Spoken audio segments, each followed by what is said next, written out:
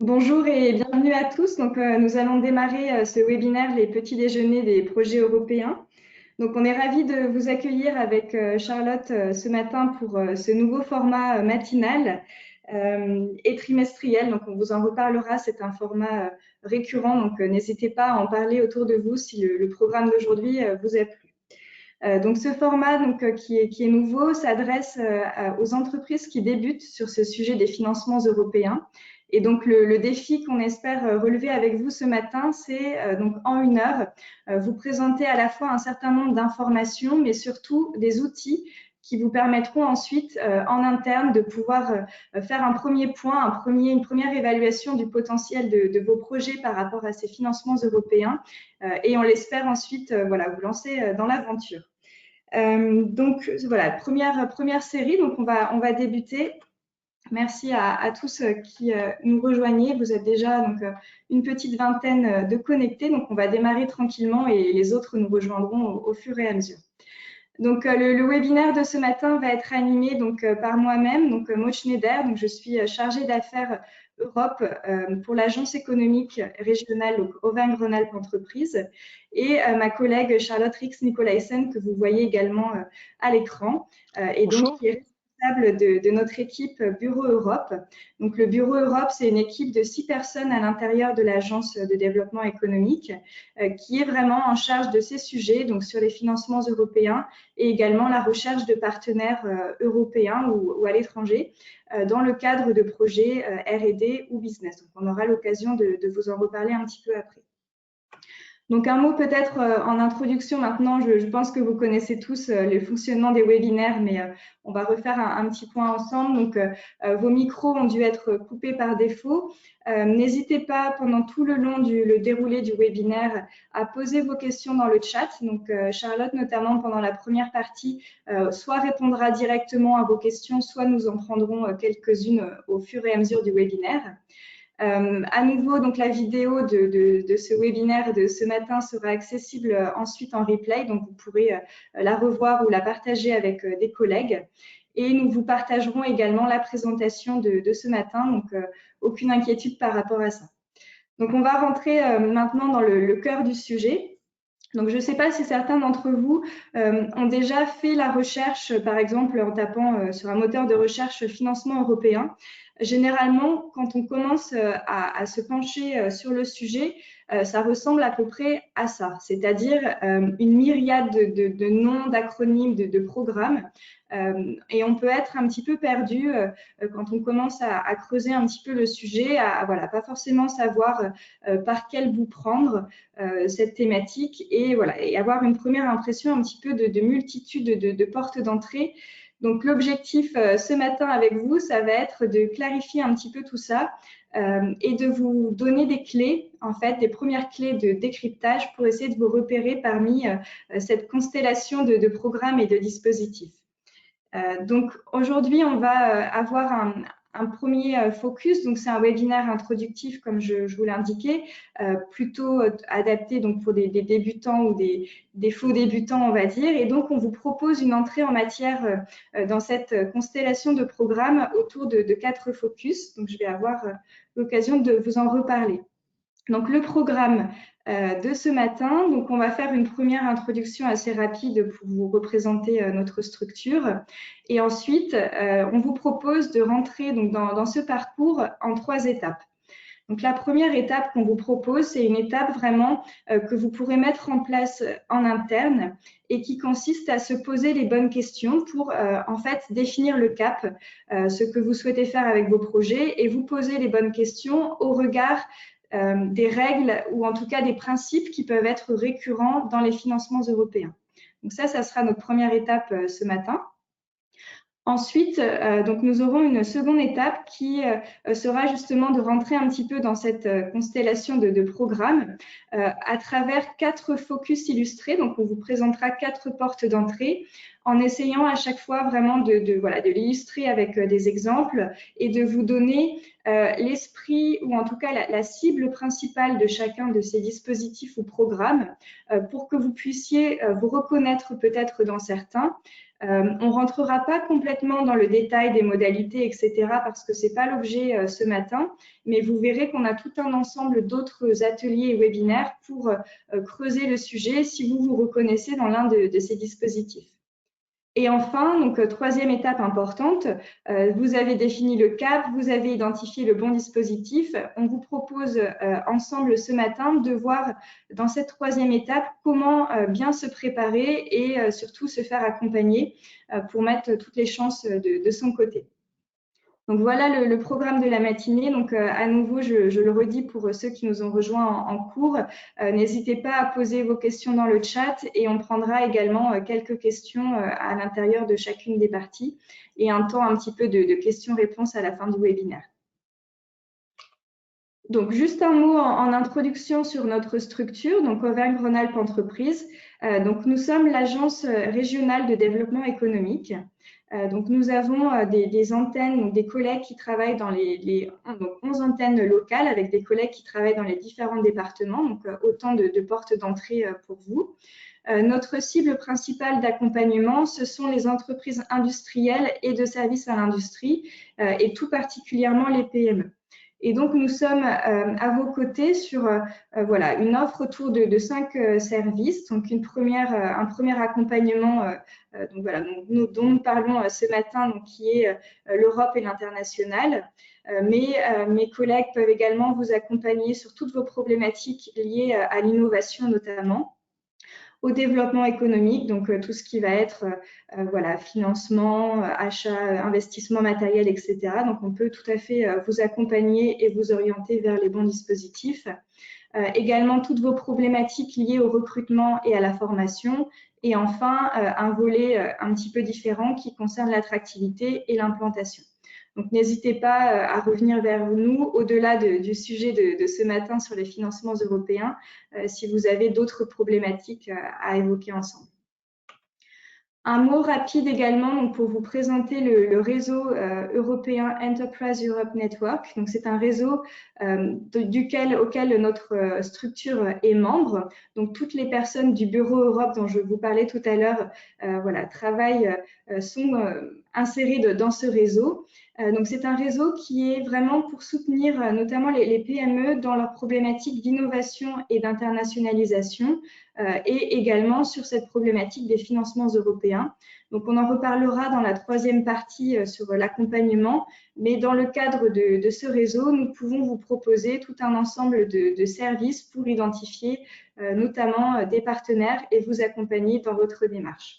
Donc, on reviendra un petit peu sur ce sujet dans la troisième partie. Donc, on va rentrer maintenant dans le cœur du webinaire de ce matin, donc les financements européens, avec une première étape, donc se poser les bonnes questions.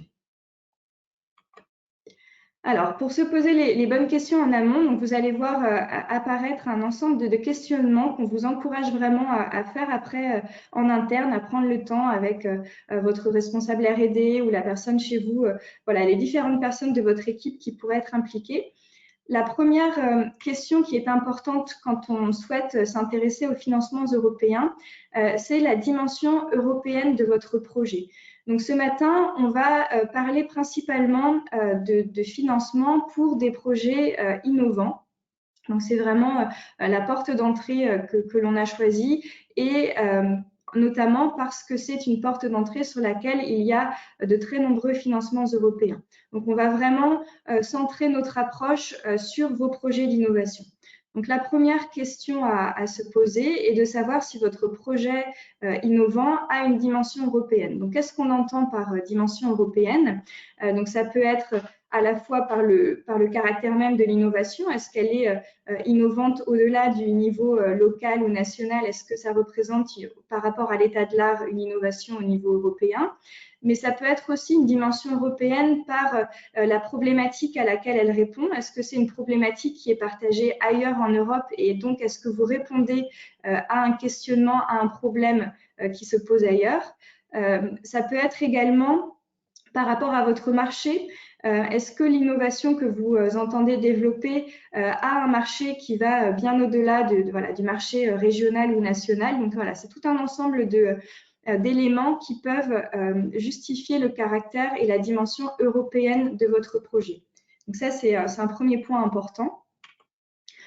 Le second point important, c'est de vous demander si pour ce projet d'innovation, vous pourriez être prêt et être intéressé à travailler avec un ou plusieurs partenaires étrangers.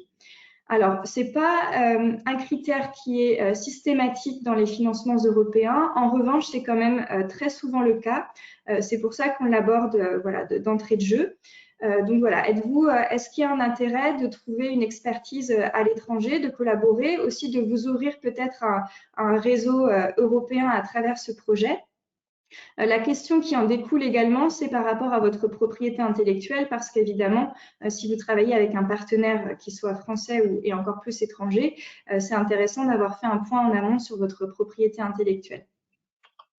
La troisième question importante à vous poser, c'est l'échéance.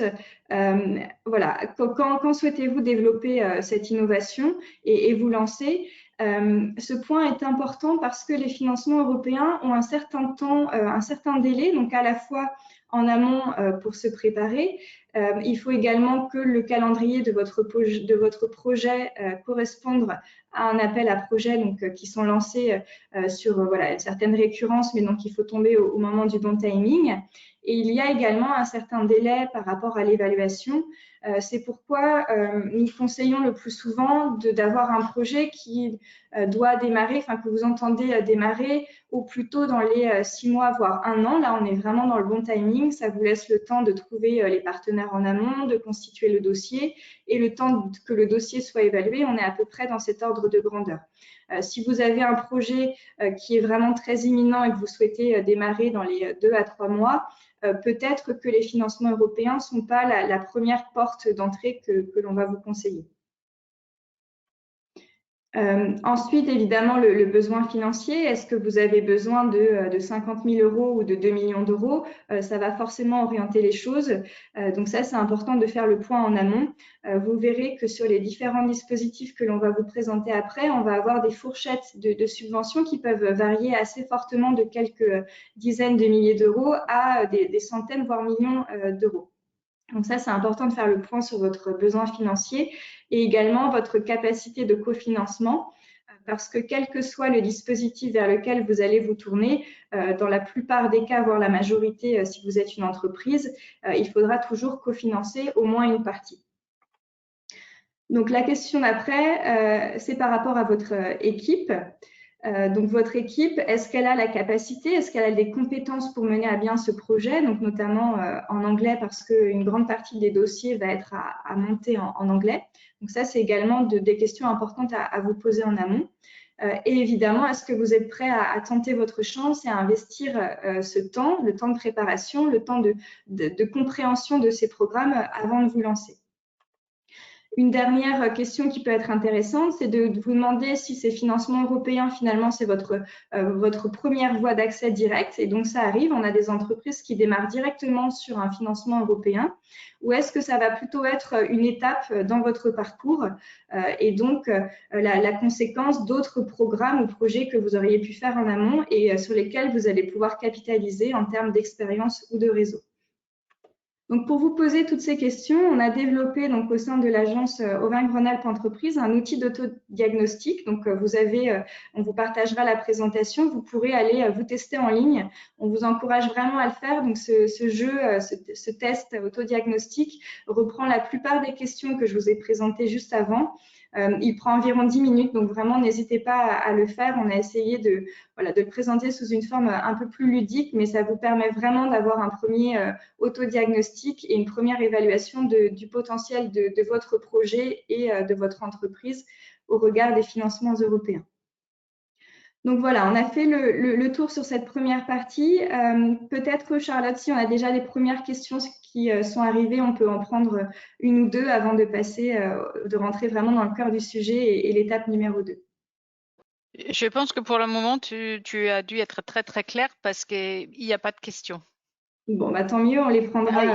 Si, c'est pas tout à fait vrai parce qu'il y a eu une petite question par rapport à l'éligibilité des investissements dans les bâtiments, dans les machines, etc., dans ce genre de financement. Et j'ai répondu en direct à la personne qui a posé la question. Je peux quand même partager bien sûr la réponse, que en règle générale, les investissements bâtiments, machines et autres types d'investissements dans l'immobilier, on va dire, n'est pas forcément compris dans les types de financements qu'on présente ce matin. Par contre, il faut regarder le projet dans la globalité et puis après voir s'il est possible de le couper en petits morceaux, et peut-être que dans ces petits morceaux, il y a des parties qui peuvent rentrer dans le financement, notamment sur la dernière partie sur le cascade funding qui peut y rentrer. Mais là, pour le coup, c'est au cas par cas, et il est important de se rapprocher de nous pour bien qu'on discute du projet et voir comment on peut vous orienter, si c'est pas vers les financements européens, à ce moment-là, vers peut-être d'autres services de l'agence qui sont tout à fait à même de pouvoir accompagner les entreprises sur ces questions-là. Merci Charlotte. Et donc voilà, n'hésitez pas à continuer à envoyer vos questions dans le chat. Donc soit Charlotte y répond directement dans le chat, soit on les prendra à la fin de chacune des parties. Donc, on va rentrer maintenant dans vraiment le cœur du webinaire de ce matin, donc en vous présentant quatre dispositifs. Donc là, on a défini ensemble à peu près le cap à travers cet autodiagnostic pour faire un peu le point sur vos forces et vos faiblesses. À partir du moment où on a mis en avant ce que vous souhaitiez faire et comment le faire, on va essayer donc d'identifier le bon dispositif, le bon véhicule pour mener à bien votre projet. Donc là, à nouveau, on est ce matin dans un webinaire plutôt introductif. Donc, on va vous présenter pour chacun de ces quatre exemples l'esprit en fait du dispositif et la cible. On essaiera de pas trop rentrer dans les modalités très précises et les critères. On vous présentera en fin de webinaire ce matin un programme d'autres ateliers pour aller plus loin. L'idée, c'est vraiment que vous puissiez vous reconnaître peut-être dans l'un de ces quatre dispositifs. Donc, on va démarrer avec un premier focus sur un dispositif qui s'appelle EIC Accelerator. Donc, en fait, qu'est-ce qui se cache derrière ce nom? Donc, déjà, l'acronyme EIC, donc c'est un acronyme anglais qui correspond au Conseil européen de l'innovation. Le Conseil européen de l'innovation, c'est une structure qui a été mise en place il y a quelques années maintenant par la Commission européenne pour répondre en fait à un constat qui était que l'Union européenne avait depuis les dernières années beaucoup investi plutôt dans les programmes de recherche et qu'on pouvait avoir une certaine défaillance au niveau européen sur le soutien vraiment à l'innovation dans les dernières phases d'innovation et de développement. Et donc, ce Conseil européen de l'innovation et les dispositifs qui ont été créés à l'intérieur, dont l'EIC Accelerator, ont vraiment pour objectif de venir compenser un petit peu cette faiblesse, entre guillemets, européenne sur ce volet-là d'innovation.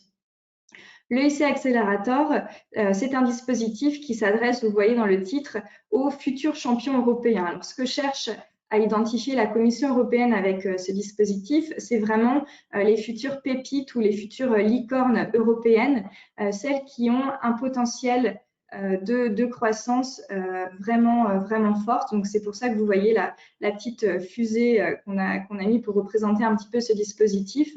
On est vraiment donc sur la dernière phase de l'innovation, juste avant la phase de pré-commercialisation et de commercialisation. C'est vraiment vous faire décoller votre innovation.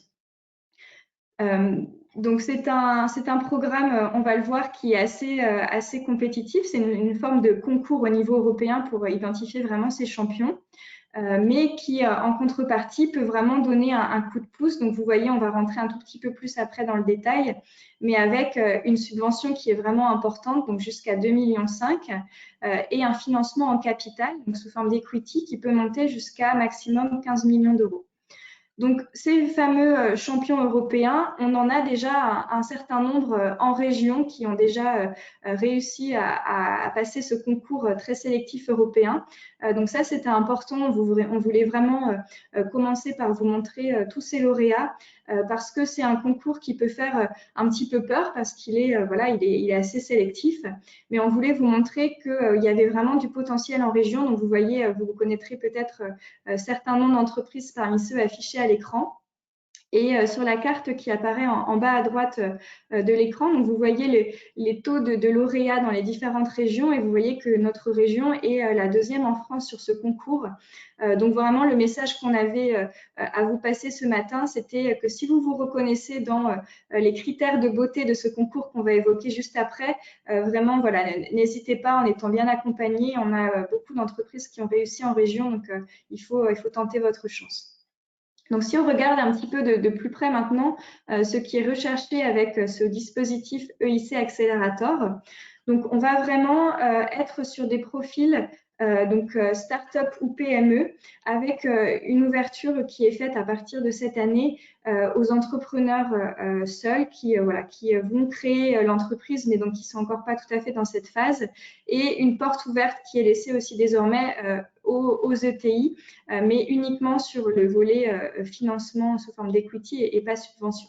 Donc vraiment, le profil type, c'est plutôt start-up ou PME avec vraiment un projet d'innovation de rupture. Donc ça, c'est vraiment très important. Le degré d'innovation doit vraiment être fort par rapport à ce qui se fait actuellement et à l'état de l'art. Et donc, en termes de développement de cette innovation, vous devez avoir déjà un prototype industriel qui est validé. Donc, pour ceux qui sont familiers avec les échelles TRL, on est à peu près donc, sur un démarrage qui doit être au minimum à un TRL 5 ou 6. Donc, vraiment, la phase de prototype industriel déjà validée. Et surtout, c'est un point qui est très important, un très fort potentiel marché, pas uniquement français, mais aussi européen, voire grand export sur votre projet. Donc, on est vraiment sur un produit ou un process ou un service qui va complètement perturber le marché, révolutionner le marché en étant vraiment une innovation de rupture. Ce que l'on vous propose, si vous correspondez à ces critères de beauté, entre guillemets, de l'EIC Accelerator, c'est une subvention à hauteur de 70% des coûts du projet, jusqu'à 2,5 millions. Donc ça, c'est le montant de la subvention. Donc on peut aller jusqu'à un projet, coût total du projet autour de 3,5 millions. Un projet qui va durer environ 2 ans, maximum 24 mois.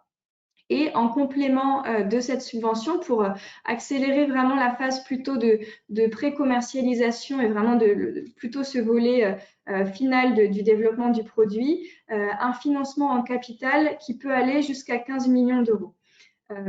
Très souvent, les entreprises demandent les deux, c'est-à-dire la subvention et le financement en capital. Donc là, l'idée, c'est vraiment d'avoir un panel d'investisseurs qui a été présélectionné par la Commission européenne qui, comme dans le cas d'une levée de fonds, vient investir dans votre projet.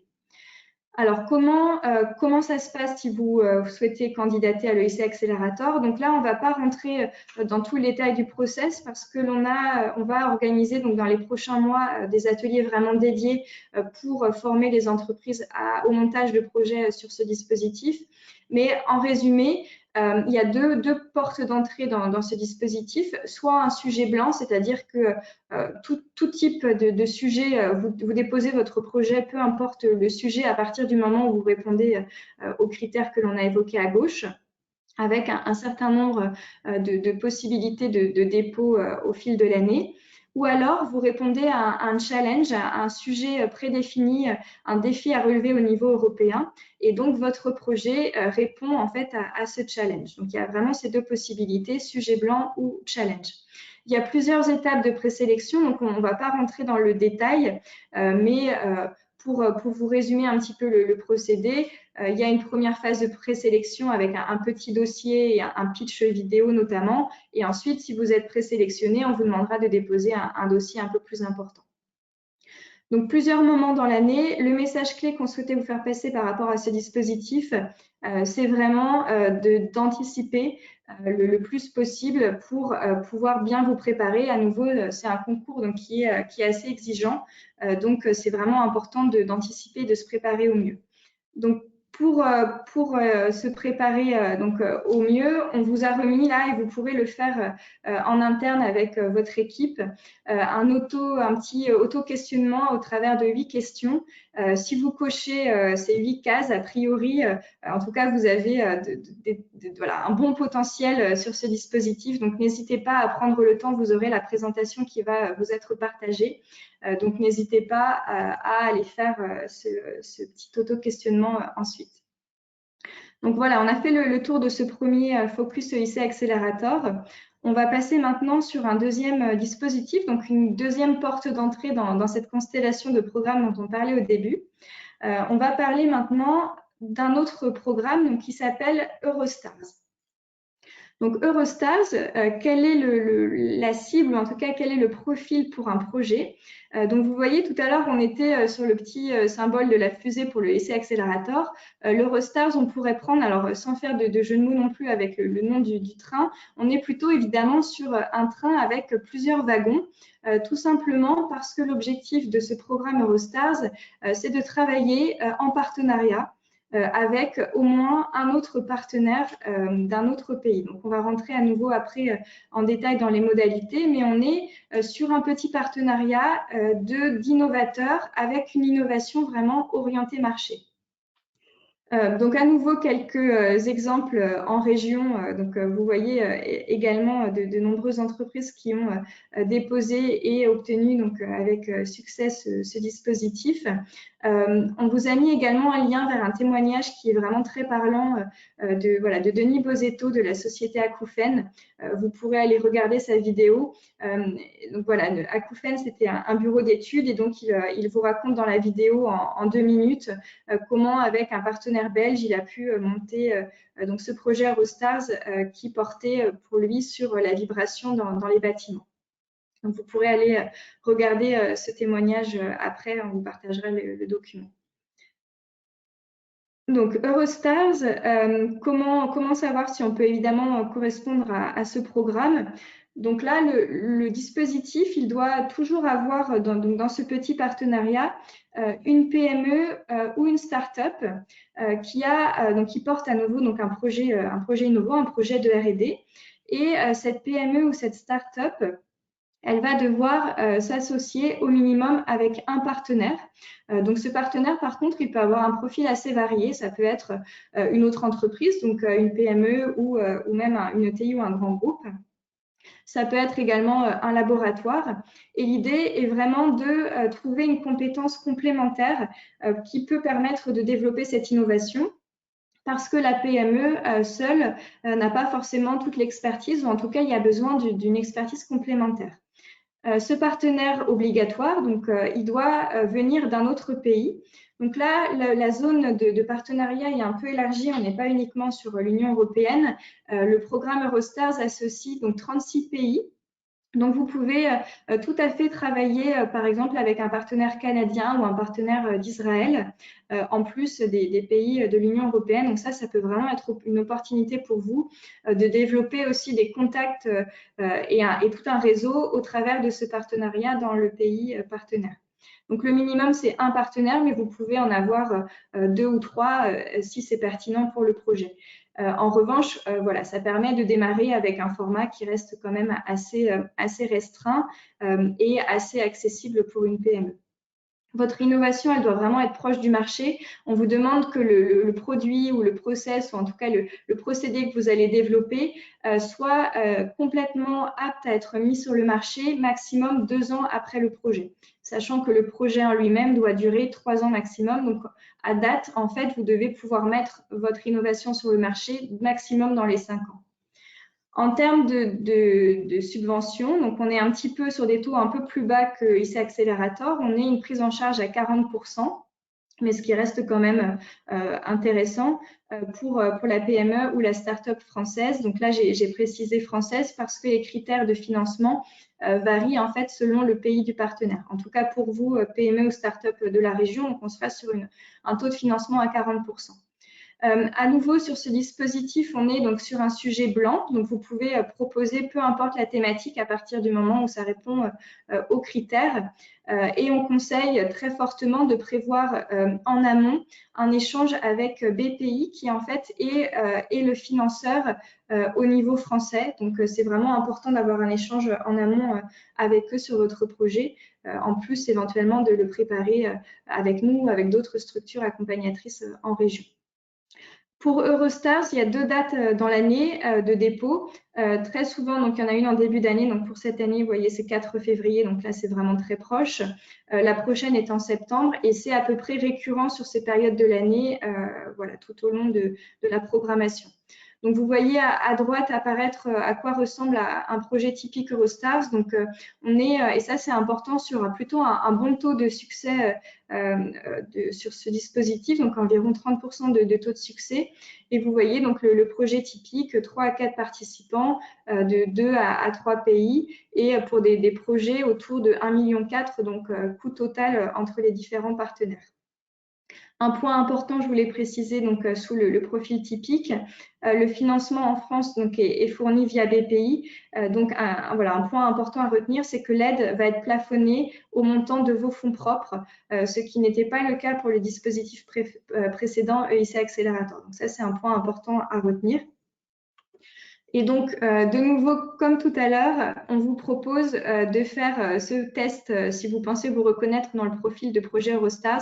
Donc voilà, 6 questions importantes à se poser pour vérifier que vous correspondez à ce profil Eurostars. On peut prendre Charlotte, si tu veux, pour faire une coupure au milieu des 4 dispositifs, si on a déjà 1 ou 2 questions sur ces 2 premiers programmes.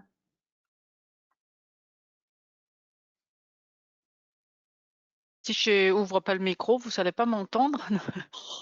Pour l'instant, on n'a pas de questions, en tout cas dans le chat, mais je ne sais pas parmi les participants si quelqu'un a une question à poser, vous pouvez lever la main et on vous ouvre votre micro.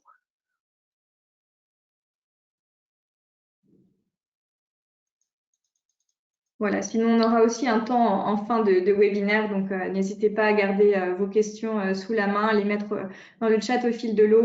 On prendra aussi un temps tout à l'heure. Ça fait un certain nombre d'informations à digérer, donc on va finir de dérouler et n'hésitez pas à intervenir si besoin. Donc, on va passer au troisième focus, donc troisième dispositif dont on souhaitait vous parler ce matin, qui est une modalité un petit peu différente, mais qui nous semble vraiment particulièrement intéressante pour des débutants ou des PME voilà, qui découvrent ces financements européens ou ne sont pas forcément très expérimentés. Ce sont des appels que l'on va appeler en cascade funding. Alors, qu'est-ce qui se cache derrière ce nom à nouveau un peu étrange? Donc, financement en cascade. Le principe, en fait, c'est que la Commission européenne va attribuer au travers d'un appel à projet des financements à un consortium, donc des partenaires regroupés ensemble qui vont déposer un projet collaboratif. Et souvent, ces partenaires, ça va être plutôt des structures intermédiaires. Donc, ça peut être des pôles de compétitivité, ça peut être des agences d'innovation ou différents types d'acteurs intermédiaires de l'écosystème qui vont, eux, se mettre en partenariat pour répondre à une problématique lancée par la Commission européenne. Donc, ça peut être, on en a beaucoup sur des problématiques autour du digital, de la santé, de l'international, etc. Ces partenaires, donc regroupés ensemble, vont répondre à cet appel à projet, vont gagner un financement. Et dans les critères de ce qu'on va leur demander, il va y avoir une partie relativement importante du financement qu'ils vont devoir redistribuer à l'écosystème, donc notamment dans la plupart des cas à des PME, sous forme de tickets, donc de vouchers, ça s'appelle le plus souvent vouchers, donc c'est des tickets de financement qui vont être redistribués. Alors, quelle est la philosophie derrière ces appels en cascade ? Pour la Commission européenne, c'est de dire que c'est quand même relativement compliqué pour elle d'atteindre notamment les PME dans l'écosystème à travers ces appels à projets lancés directement donc, au niveau européen. Et donc, elle va s'appuyer sur ces intermédiaires pour aller vraiment identifier et toucher les PME au sein des différents écosystèmes. Donc, pour vous, là où c'est très intéressant, c'est que vous n'aurez pas donc, à préparer un dossier et à répondre à des appels à projets qui peuvent être un peu plus complexes que lorsqu'ils sont lancés par la Commission européenne.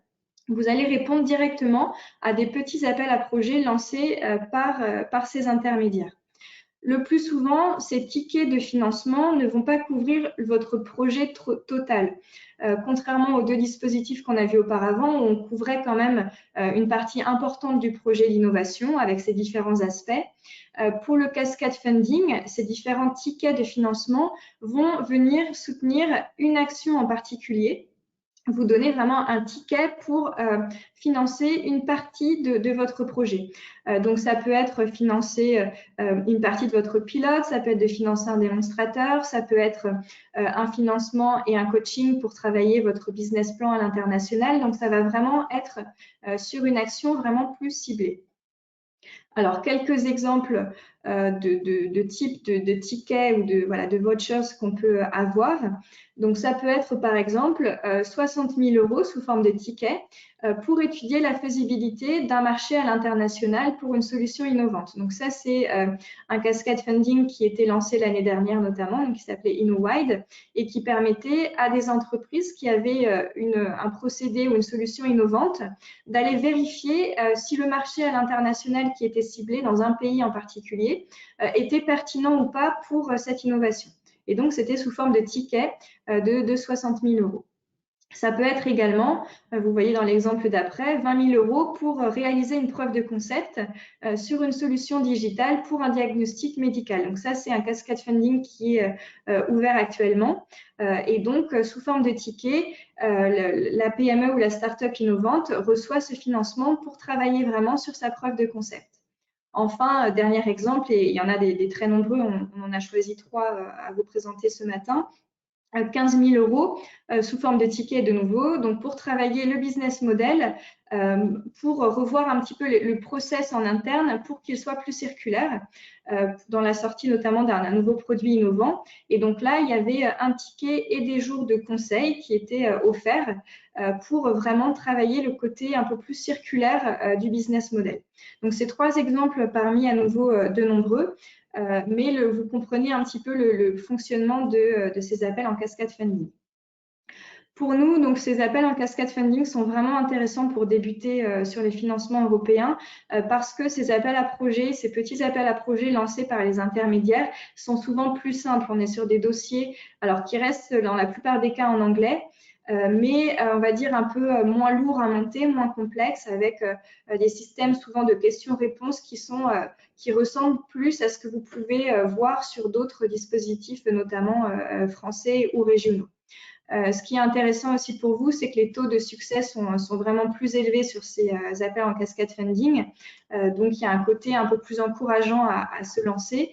Et également, on parlait en tout début, donc dans la première étape du timing de vos projets. Très souvent, sur les appels en cascade funding, l'action est plus immédiate. Ça peut être dans les 2-3 mois. C'est rarement, en tout cas, dans les plus de 6 mois. Donc, on est vraiment sur des actions plus immédiates et qui peuvent correspondre davantage au timing de votre projet.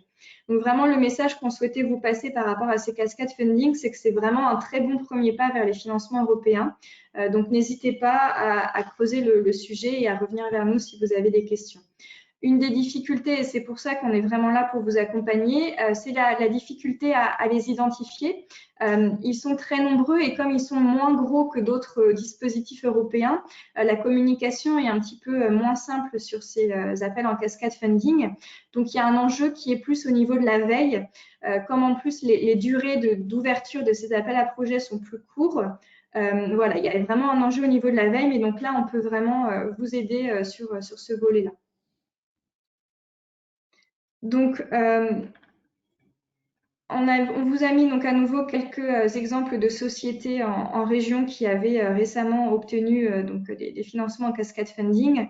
Vous en connaissez peut-être certaines et on pourra vous donner un petit peu de détails sur le projet. On vous a mis aussi, c'était important, donc des exemples de partenariats portés par des intermédiaires de la région. Donc, vous vous rappelez, on parlait au début donc, de ce schéma avec les 3 étages dans le cascade funding. Donc là, ce sont des partenaires régionaux. Donc, vous reconnaissez notamment des pôles de compétitivité de la région. Donc, qui sont sur ce deuxième échelon du cascade funding, donc qui, eux, ont remporté un projet donc, financé par la Commission européenne et qui vont redistribuer ces tickets aux PME. L'intérêt de ces consortiums pour vous, c'est parce que ce sont des acteurs que vous pouvez connaître et donc en termes notamment d'information, ça peut avoir un avantage pour être informé en temps et en heure, voilà, et avoir un accompagnement voilà, peut-être un peu plus facilité. Après, ça ne vous empêche absolument pas de répondre à des appels en cascade funding portés par d'autres intermédiaires, d'autres pays ou d'autres régions et évidemment, vous serez également accompagné. Donc voilà, donc pour ce troisième focus du cascade funding, on va aborder la 4e porte d'entrée et ensuite on fera une petite pause pour prendre vos différentes questions. Juste, Maud, avant d'avancer, il y a notre collègue Anne de l'antenne des lycéens qui rappelle la deadline pour DigiFed qui est le 15 février.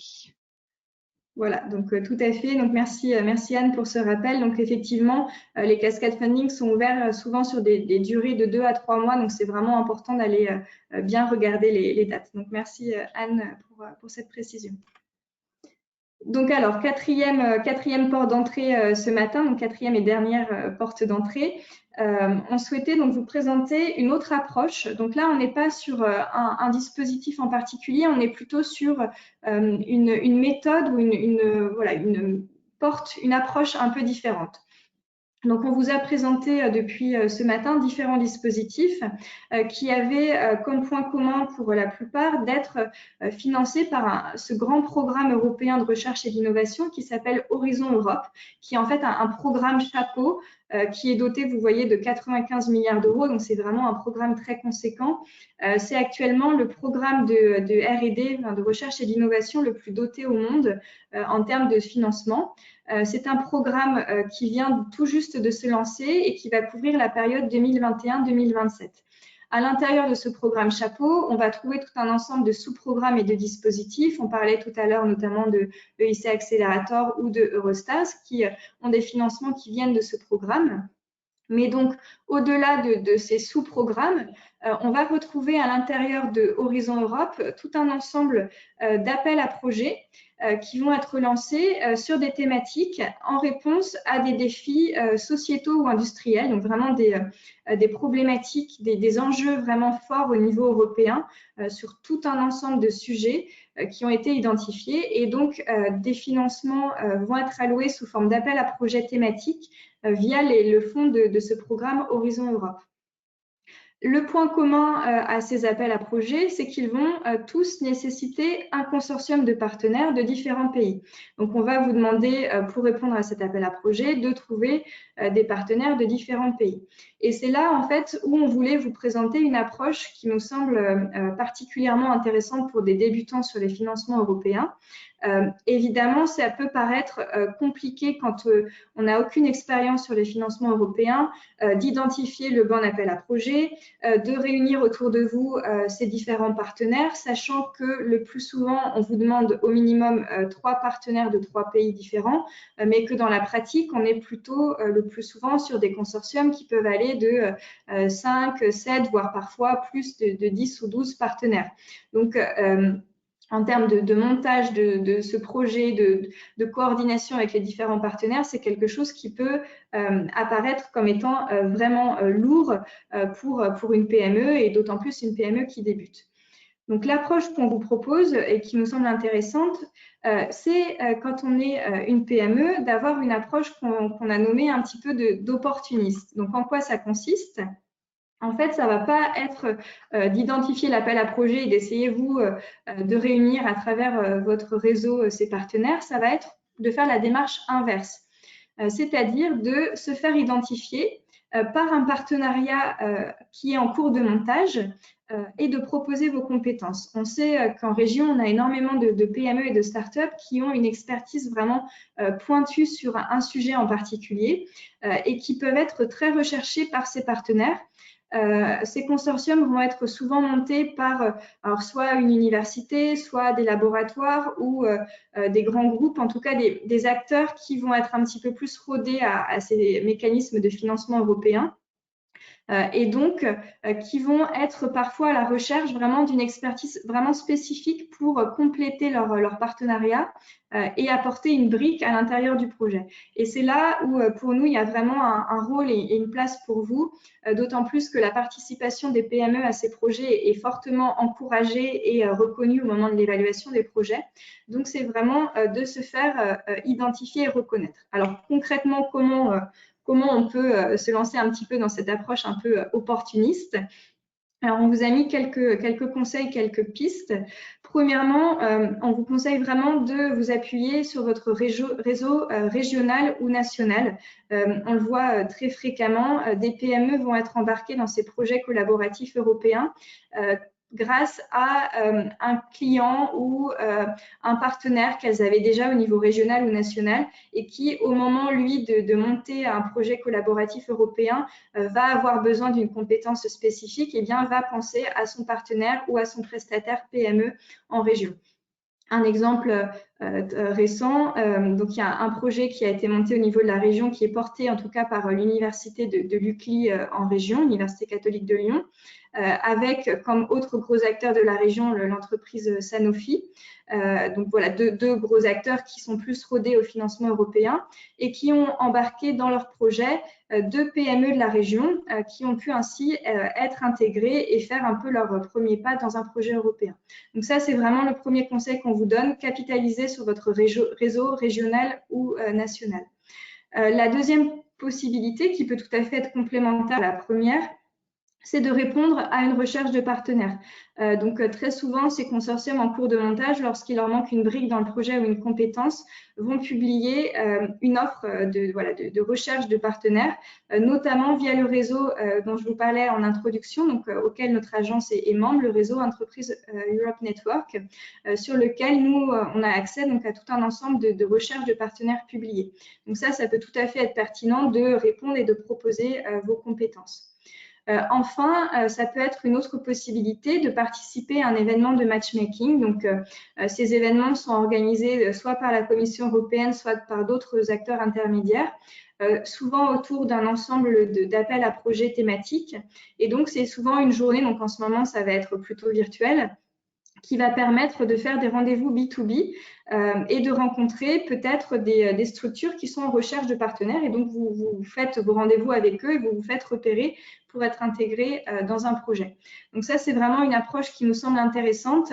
Et donc, si vous voulez aller un petit peu plus loin sur cette approche, on vous propose d'aller voir la vidéo témoignage de la société Enersense, qui est donc une PME de la région et qui a démarré dans les financements européens avec cette approche. Donc, on vous partagera la présentation et le lien. Vous pourrez entendre le témoignage de Brice Fiorentino qui vous expliquera comment il a capitalisé justement sur son réseau régional pour se faire intégrer dans un projet qui lui a permis d'avoir une première expérience. Et donc, l'entreprise maintenant, avec cette première expérience acquise, s'est lancée ensuite elle-même dans le montage de projets. Donc, c'est vraiment une première expérience qui vous permet de mettre le pied à l'étrier. Donc voilà pour les 4 premiers focus. Je ne sais pas si on a des questions, Charlotte, à ce stade sur les 2 derniers qu'on a présentés.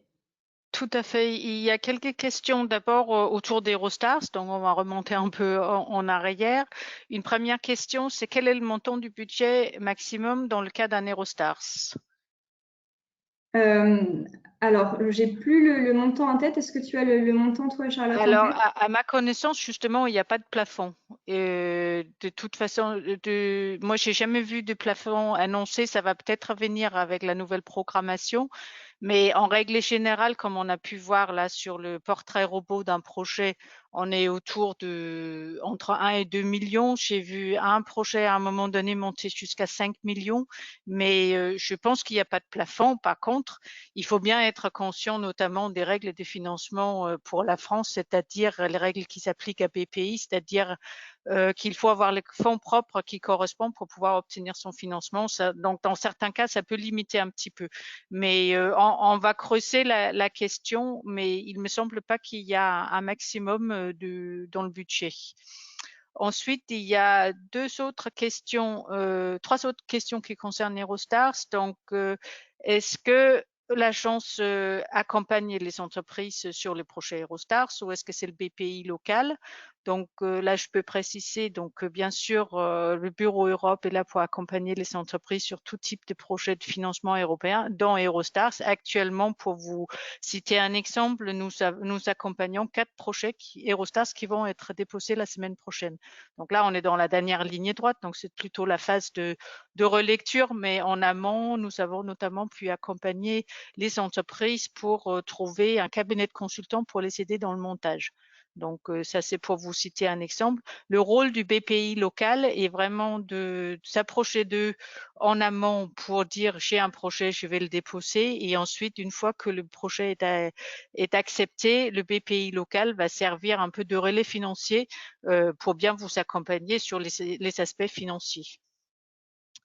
Et encore une autre question, c'est est-ce qu'il y a des contraintes liées au fait qu'on a déjà reçu une subvention européenne pour un autre projet?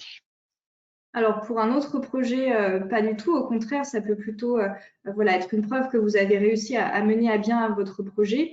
Là où par contre il faut être vigilant, c'est si vous avez reçu une autre subvention européenne ou nationale ou régionale pour une partie de votre projet que vous entendez déposer au financement européen.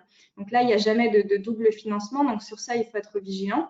En revanche, il n'y a pas du tout de critères qui vous interdirait de repostuler parce que vous avez déjà eu un financement sur un des dispositifs. Et au contraire, j'aurais tendance à dire, ça vous permet d'avoir acquis une expérience et de montrer voilà, que vous avez bien géré votre projet auparavant.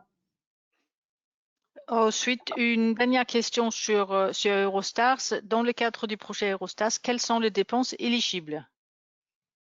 Alors, il y a tout un ensemble de dépenses qui peut être éligible. Ça peut être à la fois, par exemple, du temps du personnel, à la fois sur voilà, le temps consacré au projet dans la recherche. Ça peut être en partie, Charlotte, tu compléteras si ce n'est pas correct, mais une partie de matériel nécessaire par rapport à l'innovation. Donc, voilà, il y a tout un ensemble de dépenses éligibles qui doivent vraiment aller dans l'action d'innovation. Il peut y avoir aussi, dans une certaine limite, des déplacements, par exemple, pour aller rencontrer votre partenaire. Ça peut être une partie des frais aussi qui peuvent être pris en charge. Et ainsi que quand tu parles de déplacements, Maud, il y a aussi la possibilité d'assister, par exemple, à des salons, à des conventions pour justement faire la dissémination des informations qui sont publiables dans le cadre du projet. Parce que bien sûr, on ne vous demande pas de tout raconter, parce qu'il y a quand même un certain nombre d'informations qui restent confidentielles dans l'entreprise. Mais en même temps, à partir du moment où un projet est financé par la Commission européenne, il y a aussi une obligation de communication autour du projet pour montrer justement que la Commission finance des projets qui avancent, qui sont innovants et qui aident finalement à faire avancer la société. Donc, ce genre de dépenses peuvent aussi rentrer dans un budget d'un projet. Et donc, comme on l'indique, le STARS est vraiment centré sur une innovation qui doit aller sur le marché. Donc, tous ces déplacements, notamment sur des salons pour affiner un petit peu votre étude de marché, c'est tout à fait des choses qui sont importantes parce qu'on va vous demander ensuite de mettre votre produit sur le marché. Et puis, il y a une dernière question d'ordre un peu plus global. Quel est le délai d'obtention des financements? Est-ce que c'est sur facture ou est-ce que c'est versé en plusieurs fois, donc par exemple début de projet et fin de projet? Alors, ça peut varier un petit peu selon les dispositifs, mais ce qu'on va retrouver dans la plupart des cas, ça va être une première enveloppe de préfinancement au tout début du projet qui va vous permettre de démarrer. Et ensuite, en fonction de la durée du projet, on va avoir, dans une majorité des cas, une enveloppe intermédiaire et ensuite une enveloppe finale à la fin du projet. Donc ça, c'est, on va dire, le cas général. Après, il peut y avoir des petites différences, notamment sur les cascades funding, où on va le plus souvent vous attribuer soit donc voilà, une partie au début et une partie à la fin, mais il n'y aura pas d'étape intermédiaire parce que la durée est trop courte. Mais en tout cas, dans la majorité des cas, ce sera ce schéma de financement. Et ça, c'est tout pour les questions. S'il y en a parmi vous qui ont encore des questions, n'hésitez pas, c'est le bon moment. Après, on va vite partir sur la dernière partie pour pas non plus trop dépasser.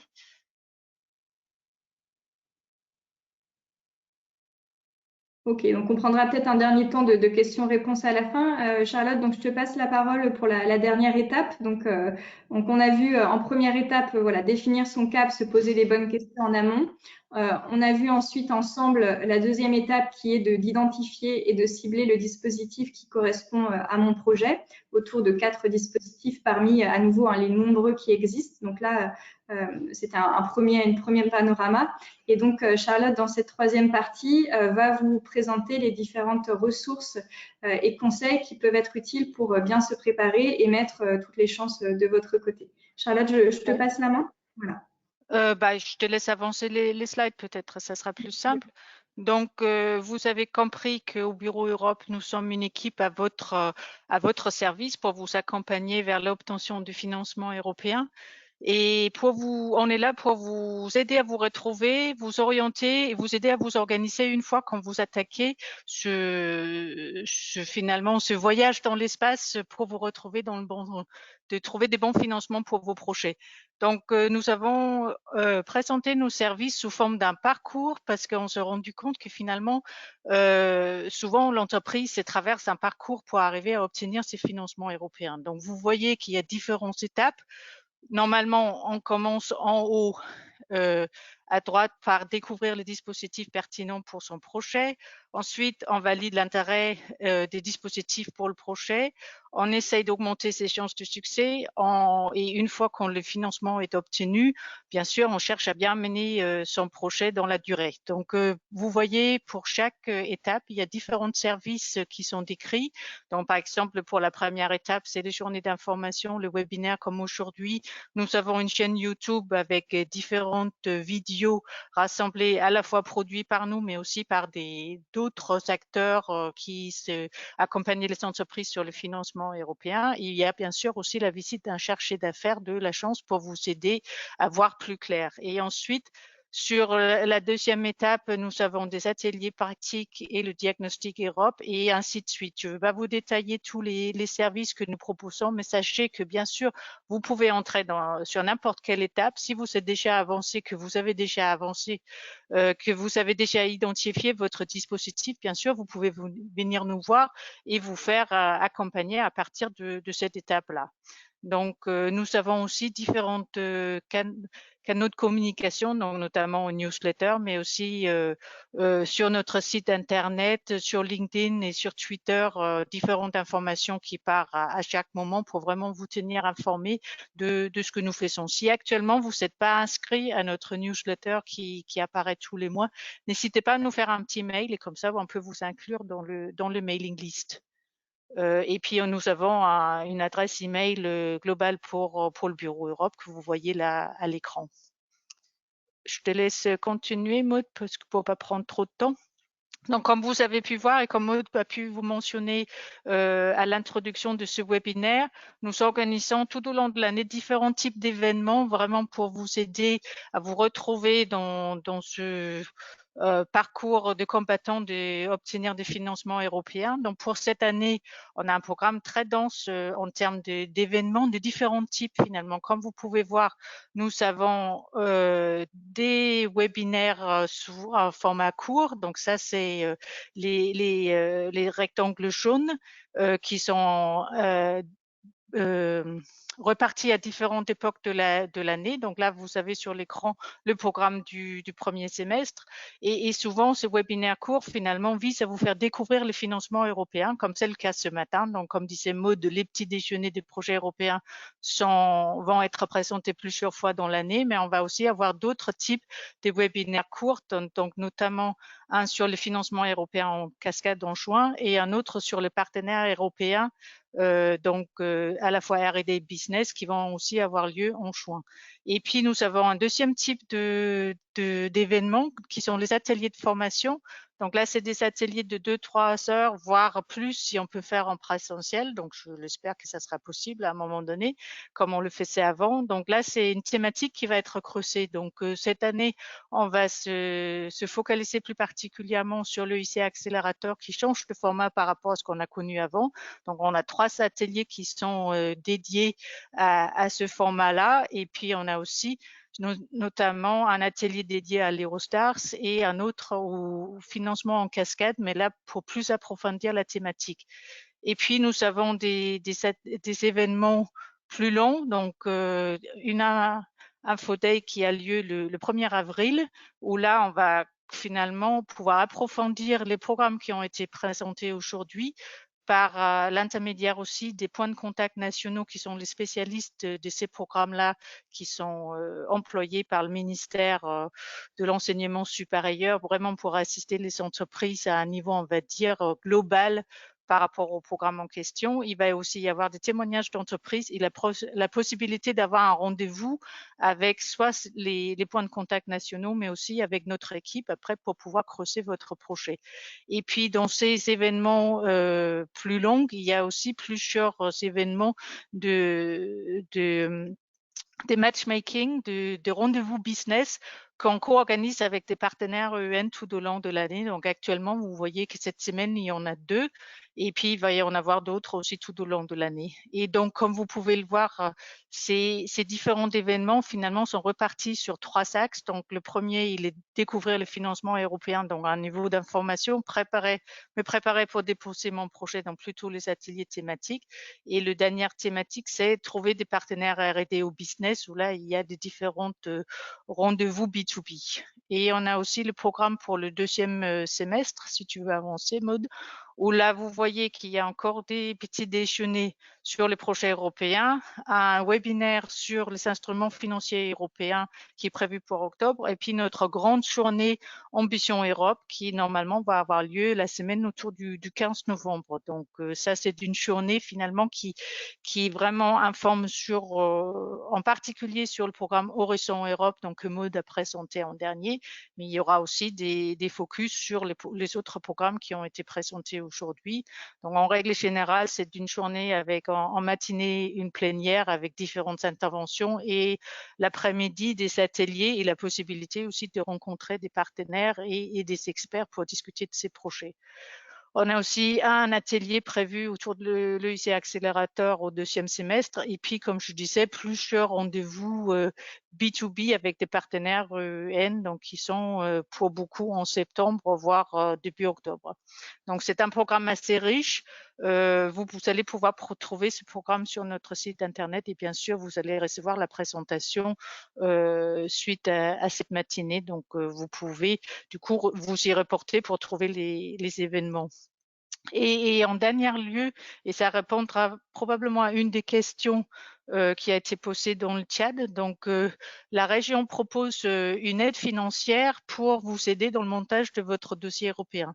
Donc, comme on a pu vous dire, le Bureau Europe est là pour vous accompagner tout au long de votre projet, mais on n'est pas là pour faire le montage à proprement parler de votre projet. L'écriture du projet, c'est un métier assez spécifique que certaines entreprises arrivent très bien à faire et d'autres ont un peu plus de mal.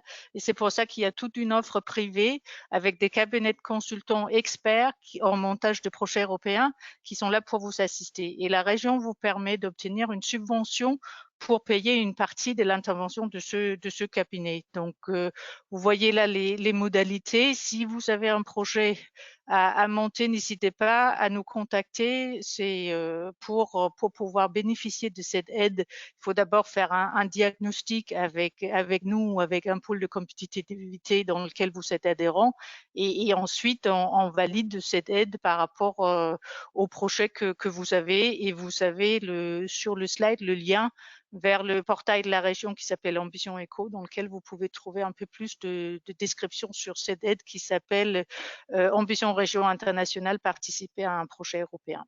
Donc, je pense que c'est tout. Donc, en résumé, l'importance de se poser les bonnes questions en amont, de mettre en place une veille pour bien savoir à quel moment sort les appels à projets, sur quelles thématiques sont les appels à projets et à quel moment est-ce qu'il faut que je dépose mon projet.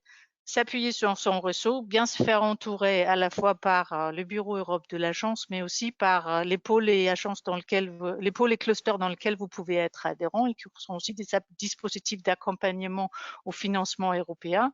Donc ça rejoint finalement la dernière la dernière phrase, bien se faire accompagner, parce qu'il est important de profiter de tout l'écosystème qui est en place dans la région et qui est vraiment là pour vous aider à avancer vers ces financements européens qui peut vous aider à financer vos projets de recherche et innovation dans vos entreprises. Et je pense que c'est tout pour notre part, et on va regarder s'il y a encore quelques questions. On dépasse un tout petit peu, mais je crois qu'il y a des questions qui restent dans le chat. Oui, alors déjà, merci à tous. Voilà, certains d'entre vous doivent nous quitter et nous envoyer des petits messages de remerciement avant de partir. Donc, merci également à vous. Donc, juste, on vous renverra la présentation et le replay voilà, dans la journée ou d'ici lundi. Pour ceux qui souhaitent rester encore un petit peu, effectivement, il reste quelques questions. Charlotte, je peux te les lire si tu souhaites. Oui. On a une notamment donc, qui porte sur le crédit impôt recherche. Est-ce qu'une subvention européenne est déductible du crédit impôt recherche ou pas? Est-ce que tu as la réponse ou est-ce qu'on répondra individuellement à la personne? C'est pas lié directement, c'est-à-dire que si vous avez une activité de R&D que vous avez l'habitude de déclarer au crédit impôt recherche, je pense qu'il n'y a pas de lien direct par rapport à la subvention européenne, mais je pense que la question mérite une réponse peut-être un peu plus spécifique, donc je vous propose qu'on creuse cette question et qu'on revient vers vous avec la réponse précise. Voilà, et on avait une dernière question qui n'avait pas été abordée, donc je ne sais pas si la personne est toujours avec nous, mais qui concernait les phases cliniques. Est-ce qu'il y a des financements européens sur la partie phase clinique? Alors, notamment dans un projet Eurostars ou dans un projet UIC accélérateur, en tout cas dans l'ancienne version, je ne sais pas s'il y a eu des informations sur les phases cliniques dans la nouvelle version de l'EIC accélérateur, mais on peut faire une phase clinique. Après, ce qu'il faut voir, c'est l'ampleur de cette phase clinique qui est quand même par moment très large et qui demande un gros budget, et du coup, il faut voir si ça rentre bien dans l'enveloppe du dispositif en question, mais c'est possible. Voilà, écoute, on n'a plus d'autres questions, donc merci à tous voilà, d'être restés avec nous ce matin. Il y a une main levée. Ah, alors oui, donc je vois pas la personne qui a la main levée, mais si la personne souhaite ouvrir son micro. Bonjour, c'est Bérangère Mittel de l'agence Auvergne-Rhône-Alpes Entreprises. C'était pour répondre à la question sur est-ce que les essais cliniques peuvent être pris en charge par les programmes européens. Il y avait un exemple de Zivax quand même dont le dossier a été retenu dans le cadre de EIC Accelerator et qui a justement les subventions vont permettre de financer une part de leurs essais cliniques. Voilà. Tu as tout à fait raison, Bérangère. C'est vrai qu'il y a ce dossier-là qui est passé l'année dernière sur un financement autour du Covid-19, si mes souvenirs sont bons. Voilà, donc je pense qu'on va vous remercier à nouveau d'avoir suivi ce webinaire ce matin, donc à nouveau premier d'une série petit déjeuner européen sur les financements européens. Donc n'hésitez pas à nouveau, si le format et le contenu vous a plu, à en parler autour de vous à d'autres entreprises ou à des partenaires qui pourraient être intéressés, et également à nous faire des retours sur le format et le contenu. On est toujours preneurs pour continuer à améliorer nos webinaires. Donc merci à tous. Très bonne journée, et donc nous restons à votre disposition avec Charlotte et le reste de l'équipe du Bureau Europe pour vous accompagner, et on espère vous retrouver nombreux pour les prochains webinaires et voilà, et pour les prochains accompagnements. Merci à tous. Au revoir, bonne journée.